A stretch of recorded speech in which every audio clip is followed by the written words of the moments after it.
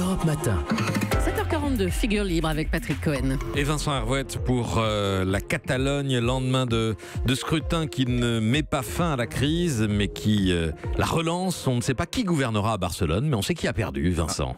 L'humiliation de Mariano Rajoy est l'évidence d'hier soir et elle est lourde de conséquences. Le PP, le parti populaire qu'il dirige, subit une débâcle, passant de 11 députés, ce qui n'était pas brillant, à 3, score lamentable.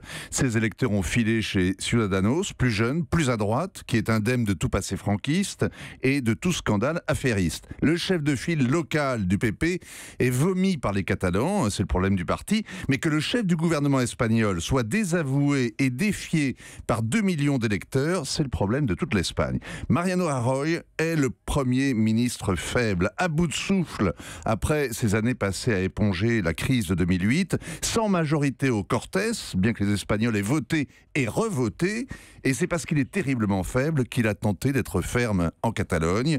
Il s'est piégé comme une vieille culotte de peau qui mène la bataille en gants blancs et qui se retrouve face à des maquisards qui pratiquent la guerre asymétrique. Rajoy a été maladroit en voulant interdire par la force le référendum. Sûrement, il a fait appliquer la loi. Il a confisqué les urnes, il a été trahi par la police catalane et l'image des ninjas matraquant de pauvres électeurs est mensongère, mais elle est imparable. Empêcher les gens de voter a transformé les populistes catalans en défenseurs d'une liberté élémentaire. Seconde erreur, reprendre la gestion directe de la province et illico organiser des élections, sans laisser la passion retomber, sans laisser la justice passer, avec des indépendantistes en exil ou en prison, mais autorisé à se présenter et donc à mener une campagne victimaire. Un réflexe de fierté, de solidarité a transformé l'élection d'hier en plébiscite pour les réprouvés, pour Oriol Junqueras en cellule à Madrid et pour Carlos Puigdemont à l'hôtel à Bruxelles. Et à tout prendre, c'est plus confortable que d'être politiquement mort, mais dans son palais à Madrid. Qu'est-ce qui va se passer alors, Vincent?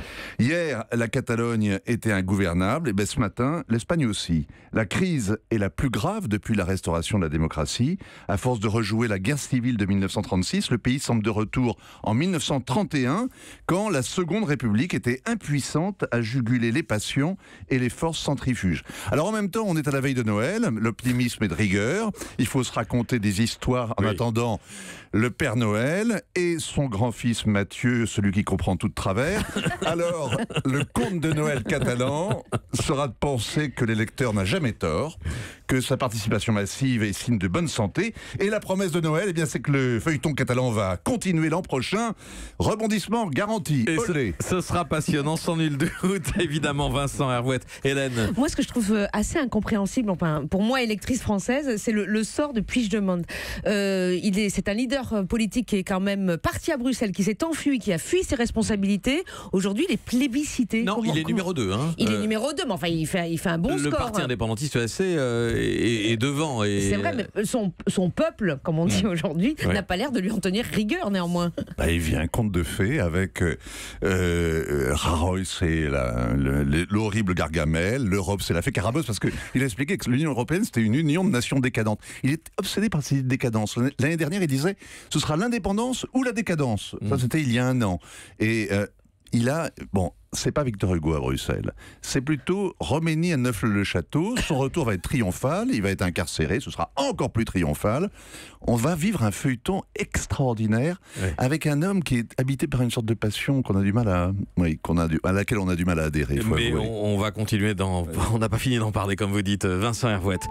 Europe 1.